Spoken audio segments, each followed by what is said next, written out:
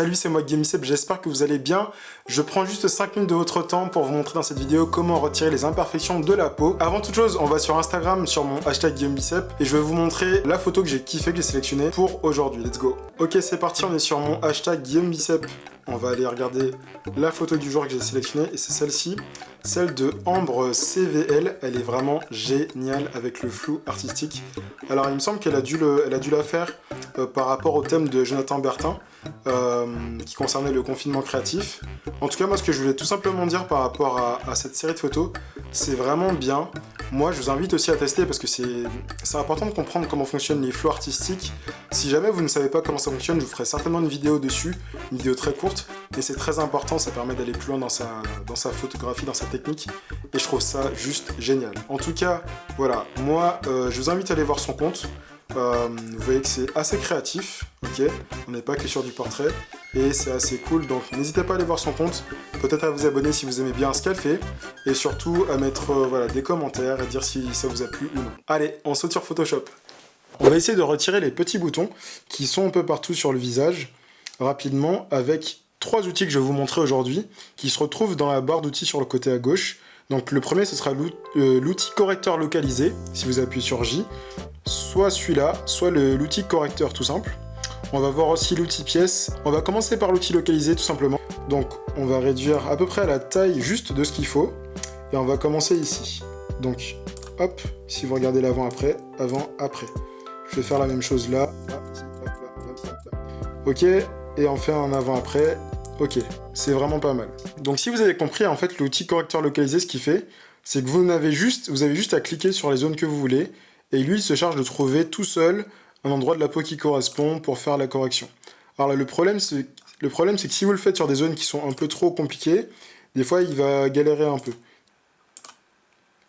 Voilà, donc parfois, ça ne fonctionne pas exactement comme on l'aurait souhaité.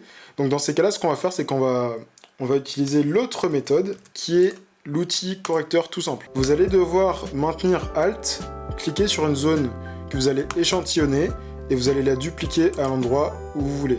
D'accord? Donc par exemple, je fais Alt ici et voilà. Alt ici et voilà. Voilà, donc c'est sensiblement la même chose, sauf que cette fois-ci, vous avez du contrôle sur l'endroit que vous allez prendre pour que ce soit exactement pareil. Ça peut être pratique si vous êtes sur des zones qui ne sont pas de la même couleur, si c'est pas la même texture, ou si jamais ça fait pas exactement le taf comme vous le souhaitez. Par exemple ici, c'est peut-être un peu compliqué, donc voilà. Hop, va falloir le faire en plusieurs fois.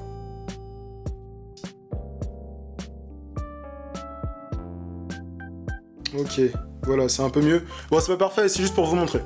Ensuite, alors, je vous montre maintenant l'outil pièce. Donc, l'outil pièce, il fonctionne de la façon suivante. C'est-à-dire que vous allez sélectionner une zone, par exemple ici, et je veux pas que ce bouton apparaisse. Donc, je vais prendre la zone et je vais la glisser ailleurs, un endroit où il n'y a pas le bouton. Et voilà, ça a remplacé la zone. Ça fait pareil si jamais vous faites comme ça. Hop. Et pareil ici. L'outil pièce, il ressemble un petit peu à ce qu'on a sur Lightroom. La seule différence, c'est que sur Photoshop, vous pouvez le faire plusieurs fois d'affilée. Et reprendre la nouvelle zone, il n'y a pas de souci. Si vous faites ça sur Lightroom, vous ne pourrez pas retourner sur la zone, malheureusement. Donc ça peut être pratique. Si vous cherchez une zone vraiment très précise, et que ce n'est pas forcément un cercle, bah ça peut être très pratique d'utiliser l'outil pièce. Si cette vidéo t'a plu, je te laisse t'abonner à la chaîne, mettre des commentaires, des likes régulièrement. Et surtout, abonne-toi, mets la petite cloche pour savoir quand je sors de nouvelles vidéos. Vendredi, je sors une nouvelle vidéo sur Photoshop qui va concerner les masques de fusion, c'est super important. Je vais parler des masques de fusion et peut-être aussi de calque. Ça va me permettre d'aller plus loin dans toutes les explications que je vais donner la semaine prochaine. C'est pour ça qu'il est super important de vous regarder la vidéo de vendredi. Je vous attends en force. Je vous rappelle aussi que on est mercredi et qu'il y a le Weekly Challenge sur mon Instagram. Venez voir tout simplement, venez regarder. Dans les highlights, j'ai mis le thème de la semaine. C'est juste qu'aujourd'hui, puisque aujourd'hui on est mercredi, c'est le dernier jour des inscriptions, je lance le challenge dès ce soir. Voilà, c'était moi Guillaume Bicep et je vous dis à vendredi. Salut!